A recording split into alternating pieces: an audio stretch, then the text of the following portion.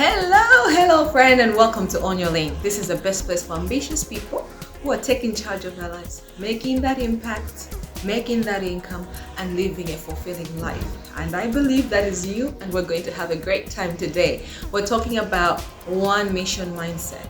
So I went on an interview at a local TV station, and whilst there, before that interview, we had a consultation. So I do productivity consultations, performance consultations, success consultations, basically everything that you want to have help with that will help you with your success, knowing your purpose, anything around that. So I was talking to this amazing presenter called Ruth Klaisi, and as we were unpacking that topic, I was telling her about how we should have one mission, how God, when He creates us, He has one mission, and He doesn't create a person to do a million things. You see, anybody who's successful, if you're thinking, oh no, that's not true, but think about it.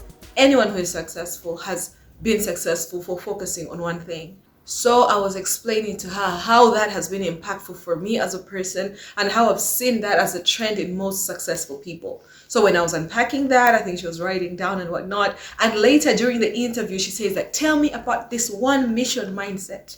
And I was like, oh, because I didn't have that cool tag on it. So shout out to Ruth for the one mission mindset tag. I love it. It simplifies what I'm trying to explain today, and today's topic is exactly that. It could have been the power of focus very easily, but the one mission mindset is really more encompassing of what I want us to take away from today. So what is the one mission mindset? I was saying it already that God, when He created us, He created each one of us unique for a reason, right? Purpose. But that purpose is very specific. When God creates, He doesn't create a tree to do multiple things. We can take multiple things from it, but the tree will be a mango tree. You know, mangoes, that's all you get from this tree. What? You know, right? Then you find a pine tree. It has no fruit. Maybe it has fruit. I don't know pine fruits, but it has its own specific thing that it produces. Everything has one thing. A lion has a roar and it bears after its kind. You won't find a lion bearing elephants. So you see my point? Everything has a one thing that it is supposed to do. And sometimes we find ourselves multi-talented like me, or multi-passionate like me, where you're like, I can be good at baking, I can be good at singing, maybe I can be good at designing, maybe I can also be good at accounting, I can also be good as a scientific person, so many things. But you see, you have limited time and limited energy, and when you spread yourself thin, you do yourself a disservice. And as you do yourself a disservice, you're doing the world a disservice, because you're blessed in this earth to have impact in a specific area and benefit people in that specific area. So you're a hairstylist, but you're also a teacher, but you're also a singer, and you're also so many things. What you're doing is you're spreading that resource, that limited resource, which is your time, your energy, and you will not make the impact that you could make. This doesn't mean, however, that you don't have other things that you invest in, or you don't have other gifts that you cultivate. No. You have to get to a place where you have cultivated that one thing, that gift, so much so that you have a reputation in it, so much so that you can explore and understand it. You can make a name in that one thing.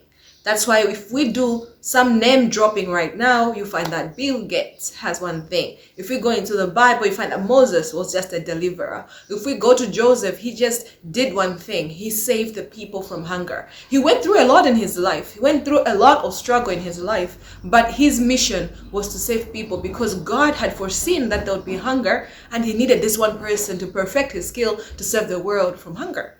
You see, so there is always that one thing that God creates each one of us for, and we are equipped for that one thing.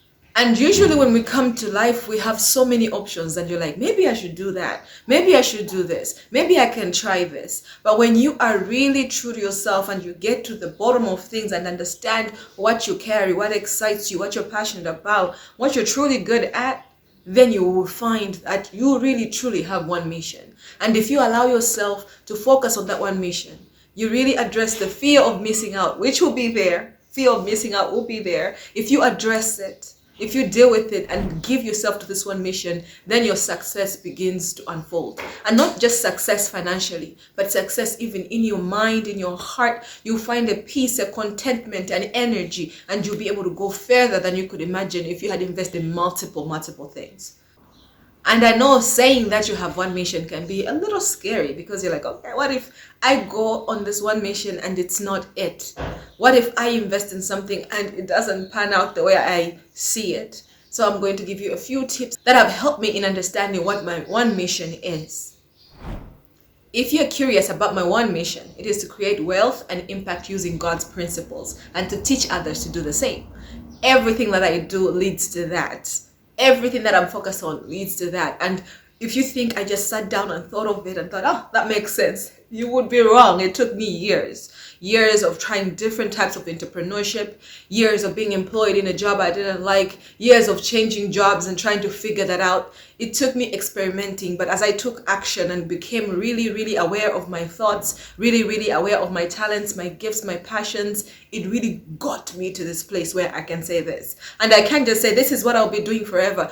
I will evolve. I am evolving as a person. I'm growing, I'm changing. Just like this mission has been changing, it could change, but it is going to be one mission. It could change the look. I know my gifts. It's not going to demand something new from me. Like now you have to get a degree in science. I'll be like, what? No. It might evolve. It might improve. It might change the wording or the focus point. Whatever it is might change, but it doesn't change the foundation of it. So you need that kind of guidance, because when you do, oh my goodness, it frees you, because you know what to say no to, you know what to say yes to.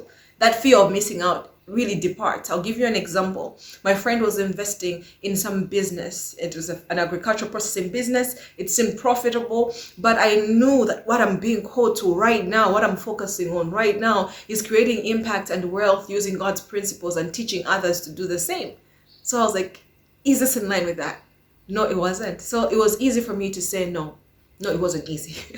It wasn't easy because I was like, okay, I could miss out on the money I could make here. I could miss out on the extra I could make from here, or even the connections I could make from there. But at that point, I was zoomed into my mission. I knew what I needed to do. I had instruction. I had a plan, and it wasn't in line with that. So it allowed me to say no, feel a little bit of missing out thing in my spirit, but then still persist knowing that I am looking at something bigger, something more aligned to me. You get it?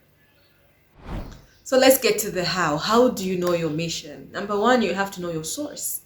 You know, a bad tree will give bad fruit. If you are a weak tree, you give weak wood. You get it? So if we're going to build, let's say, a table, and we're looking for different types of wood, we'll look at the tree itself. We can't say, okay, this is a weak tree. This tree is a little messed up, but you know what? The wood will be better. We'll just improve the wood. No. The source determines the quality of what comes out of it. That's why it's important for you and me in our identifying our mission to understand where we come from, who we come from. And that would show us the qualities that we carry, because you can't be separate from who you come from. An apple comes from the tree. If the tree is sour, the apple will be sour. If the tree is healthy, the apple will be healthy. It's the same thing with you, and it's amazing that we come from God. And it's important for you to understand who God is, the qualities of God himself. And I'm not saying get religious and start being weird about things. No, God is a person. He is a being.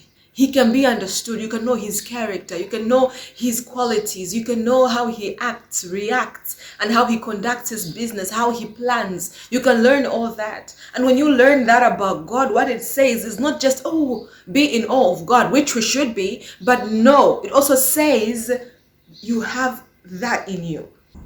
You come from this amazing, great God. Therefore, there is that greatness within you. So if you're all over the place with no focus, if you're all over the place, you have no creativity, you feel like you have no discipline, look at God. Learn about God in his word, in the Bible. You will see what you should be like. The pieces of you, the reflection you carry. And you'll be like, wow, if God can do that, I am part of him. I came from him. That means I can do that too. So know your source. And when you know your source, believe it.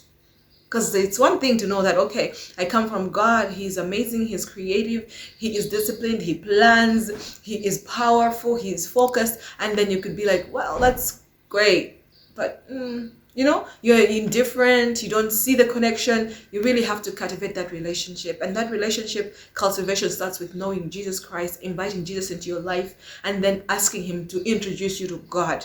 Because really, there is no way we can comprehend God, understand His word, unless we accept Jesus and the Holy Spirit comes within us. That's a whole different topic. But really, if you just call on God today and say, help me, I want to understand you, I want to understand my source, I want to know what I'm good at, I want to know my values, I want to know my character, I want to know my potential, then He will come, He will show up in your life. And how He shows up is in quietness. If you can cultivate times of quietness in your day, where there is no friendship, where there is no noise, where there is no distractions, and just sit and be quiet with His word. Sit and be quiet thinking about His word. You'll be surprised the things that will come up. For me, there were things like that would just reveal themselves to me, like, you're not supposed to be stubborn like this. You are supposed to be teachable because of the mission I've put on your heart. And I'm like, wait, am I in therapy? Yes, therapy with God. So first step is you have to know your source, and you have to know God. You have to understand His character. You have to know how He does His business, because that will show you what you're capable of. Number 2 is you have to be clear on your destination. Life happens really fast. There's a lot of hype around the world. There's a lot of peer pressure. It is so real. People are running to this, are running to that. Cryptocurrency, no farming, no Africa is the thing, no go to the West. So there's a lot of hype, there's a lot of opinions, and people are running in different directions. You have to be clear of your destination. If you're not clear on your destination, you will get lost in the hype. And that's just a shame, because you could get lost in the hype for years. You could find yourself in a role you don't want, a life you don't want, and then you're coming to the end of your life and you're thinking, what was that about? You don't know, because you just were caught up in the hype. So you have to be clear about your destination. This is not what God would do for you. You don't come to God and say, show me your destination. No, He's giving you a mind. You need to be able to see yourself and say, okay, what do I want out of life? Again, this will change, but you have to be disciplined enough to write something down today, okay? And have the discipline to keep going back to yourself. Is this changing? Because for me, what I started with when I started my journey of purpose is not what I have right now. And I know it won't be exactly what I'll have in 15 years. But that means you have the discipline to sit down and think about your destination. What is the legacy I want to leave behind? What is the impact I want to make? If you are moved by orphans, what are you moved by? What kind of contribution do you want to leave for orphans? What kind of contributions do you want to leave in finance departments and in the finance sector? What kind of contribution are you aiming for in the agricultural sector, in the ministry, in whatever place or sector that you're in? You have to have a clear destination. Again, if we say, I'll give an international example this time. I don't want to go very local just in case you're watching from somewhere and you're thinking, where is that? So let's say you're in Malawi, where I am right now, and you're like, I want to go to Egypt. Okay, I want to go to Egypt. That's it. That's my life's business, is to go to Egypt. That's where I'm going to build my life. And I meet people who are like, you know what, we're going to South Africa. That's the opposite direction, right? And I'm like, sounds cool. And all my friends are going there. Let's do that. What did I just do? I just sold my whole life. My friends will be successful. They'll have a grand time. It might be fun. Truly, it might be fun. But that means I've missed out on what I had set out to do. And you know the guilt that comes with that, the self-judgment that comes with that will be deep. And that would be a terrible life to live. Having a clear destination not only helps you with where you're going, but also helps you with where you're not going, who you can go with. You see that, oh, these are my cool friends, we are loyal to each other, but they're going to South Africa. You say, okay, guys, we'll text, we'll check on each other, but we can't be together like that because I'm going in a different place. You get that power of clarity. You have to know where you're going. You have to know what you're giving yourself to, because time is passing. Time will not wait for you. So you have to be in a place where you can give time meaning by giving it a destination for your life. The third thing you have to do is to understand your capital. Understand the resources that you have. I'm a person of faith, so sometimes I'm going to be like, I know the capital doesn't match up, I'll just take a step of faith. But steps of faith don't mean that you are not aware of what is real on the ground. You have to be aware, because if you're aware, then you can even accept help as it comes, or you can seek help where it's necessary. How much time do you have? How much money do you have? What is the projection you're making? Be aware of the resources. How gifted are you? What talents and gifts do you have? So you have this mission that is clear in your head. You're going to build maybe an orphan home. Okay, it's going to be big, it's going to be this. And then you sit down and you think, okay, what are my resources? And you find out, okay, I need to build resources. Don't get to a place where you're like, okay, I need to build resources, so I should get a loan. No, what you have is what you have. So you need to start cultivating what you have. Do you have any gifts? Do you have any talents? Okay, maybe I can offer my services somewhere and get paid for it. Or maybe I can volunteer so that I can learn more about this field. Maybe I can start with just helping out with what I have. Be aware of your resources and be realistic about them. As you're applying faith, it is coming from a place of understanding what you really carry. If you're being blind to what you carry, then you won't be able to progress, because God doesn't entrust more to people who are not good managers. And a good manager is a person who looks at what they have and say, this might not get that far. So what do I need to do? Do I need to pray? Do I need a different plan? Do I need to engage other people? Do I need to tone it down so that I can be wise in my dealings? So assess your resources. And when you assess your resources, you go to point 4, which is developing a plan. You must have a plan. Okay, so it's not like we're like, assess your resources and feel like, oh, I don't have anything, I'll just wait. Goodness, I waited for resources for a long time. And I was chatting with somebody, I was in a consultation, they've been waiting for over 12 years. They have a vision, they have it clear, but they're waiting for the perfect time for things to flow in their direction, and it's not happening. You must develop a plan. That plan should be ideal. Don't develop a plan that is just like, okay, this is what I have, this is what I'm going to do. No, start with the end. That destination we talked about, develop a plan that moves you from there, and you're like, okay, so that is what I'm going to do in 20 years. That's what I want to achieve. It can be as big, as loud as it can be. And then you start toning it down in 10 years, and then in 1 year, and today, so that you're taking progressive steps. The big vision should pull you. It's high, it's big, but in the moment, you're taking a brick by brick step. I love the fact that God demarcated days in 24-hour chunks. That allows us to take brick by brick step. There's only so much you can do in 24 hours, and that's important, because you need to do what you can do in that 24 hours, rest and balance, and then think about it and do another thing tomorrow on top of what you did yesterday. That is brick by brick, brick by brick. It looks small when you're doing it, but at the end of the year, when you look back, you're like, that's a whole building. That's what we did. All right, so develop a plan, and then the last step is take action. Because most of the times when we develop a plan, we feel like, oh, this is activity, I'm progressing. Most people get caught up in that planning stage. For me, it was a simple thing like I want to register my company. So I'll go to all the details, going to the tax department, struggle for days trying to find a perfect name, things that are not moving the needle, but they make me feel like I'm progressing. So there are things that are in the planning phase that shouldn't really bog you down. You need to move and start taking action, because when you sit too long, you start getting cold feet and you won't take any action. Take action. And the best way to remedy the fear you will feel, the doubt you will feel, is action. Small actions. Usually you won't have support. People won't say, let's do this together. It has to be you. So taking small steps allows you to really balance. So if you want to start a business, you're not sure about it. If you want to start an orphanage, you're not sure about it. Help one orphan. How does that feel? Volunteer at an orphanage. Like, take some action towards that mission you're feeling. Okay, so if you bring all these things together, you know your source, you're clear on your destination, you're clear on the resources, the capital that you have a plan, and you're taking action. Move in that cycle. Keep pushing that cycle. That one mission will show up.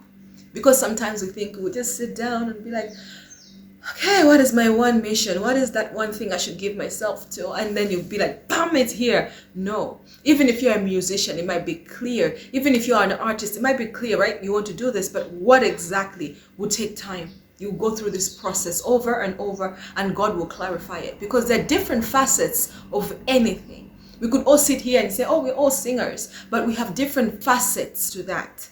And you identifying your lane and your facet will take that kind of time, that kind of consideration, that kind of energy, going round and round in that circle and not giving up. But I want to encourage you that your greatness needs you to have that focus, that one mission mindset. Your greatness needs you to forsake all else. It might look good, might look exciting. Forsake it for now so that you can focus on this one thing that will then open doors for bigger things. I love giving the example of Jeff Bezos. I love how he built Amazon. He started with just books. Look at him now. He's in pharmaceuticals. He's in literally like supermarkets. Like, he's everywhere now. He's also going to space. So many things. Those are his interests. But he didn't start with that. We don't start from there. We start in that small space. We focus on that small space. And as you drill deep into that small space, it will open doors for bigger things. That is the power of the one mission mindset. I hope this was helpful for you. I loved really unpacking it, and I look forward to hearing your thoughts, your comments from all this. And if you're ready to really do some meaningful work towards your one mission mindset, towards your one purpose, I invite you to check out the Zone of Success exercise. This is a simple 3-question exercise that I created for you to be able to uncover the gifts that you carry within the area that you want to operate in. It will really show you potential missions that you can pursue in your life, and then you can explore that and have your one mission. Okay, so click the link in the description. You'll find the Zone of Success. It is an amazing, effective, yet so simple tool that I created for you. Take advantage of it. If you want to work with me personally, do check more details in the description as well. I have a program called the Circle of Greatness that could be tremendously useful to a person who has ambition and who is getting serious about taking charge of their lives and creating the impact and the work that they desire. My name is Mavis Tandizokanjada. It is always amazing to spend time with you. There is a new episode on Tuesday on YouTube and on Thursday on my podcast. Check the details out. Let's continue to hang out, call your friends, family. Let's level up together and create the impact and work that we desire. I'll see you next week. Bye-bye.